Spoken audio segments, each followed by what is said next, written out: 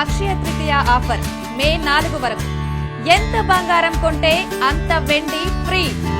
వైసీపీకి ఉన్నదే 11 మంది ఎమ్మెల్యేలు. అందులో అధినేతను తీస్తే మిగిలిన వారు 10 మంది.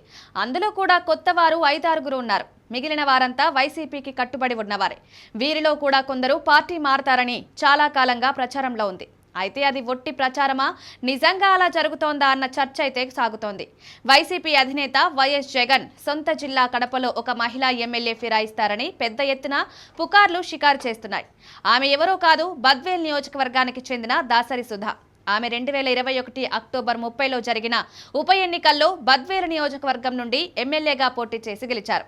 ఆమె భర్త మరణంతో ఖాళీ అయిన సీటు నుంచి ఆమె పోటీ చేసి విజేతయ్యారు. ఇక 2024లో మరోసారి పార్టీ ఆమెకు టికెట్ ఇచ్చింది.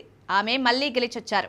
అయితే ఇటీవల ఆ పార్టీ పట్ల అంతగా ఉత్సాహంగా లేరంటున్నారు. పైగా అధినాయకత్వం ఆమె విషయంలో నిర్లక్ష్యంగా ఉందంటున్నారు. ఆమె అధినేతను కలవాలన్నా అపాయింట్మెంట్లు దొరకడమే కష్టంగా ఉందని చెప్తున్నారు. ఈ పరిస్థితుల నేపథ్యంలో పార్టీలో ఉండాలా వద్దా అన్న చర్చ ఆమె సన్నిహితుల నుంచి వస్తోందంటున్నారు. ఇక ఆమె కూటమి పార్టీలకు టచ్లో వెళ్లారని అంటున్నారు. ఆమె జనసేనలో చేరవచ్చన్న ప్రచారం కూడా పెద్ద ఎత్తున సాగుతోంది. అయితే ఆమె గనుక పార్టీలోకి వస్తే సముచిత స్థానాన్ని కలిగిస్తామని అంటున్నారు. ఇవన్నీ పక్కన పెడితే ఇప్పటికే 164 సీట్లు కలిగి ఉన్న టీడీపీ కూటమికి అనవసరంగా ఈ ఫిరాయింపుల తలనొప్పి ఎందుకు అన్న చర్చ సాగుతోంది. పైగా వారిని తీసుకుని వచ్చినా వైసీపీకి ప్రత్యేకంగా సానుభూతిని తీసుకురావడం తప్ప జరిగేదేమీ ఉండదంటున్నారు.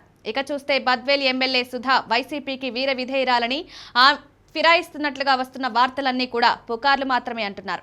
ఆమె ఎట్టి పరిస్థితుల్లో పార్టీ మారేది ఉండదని కూడా అంటున్నారు.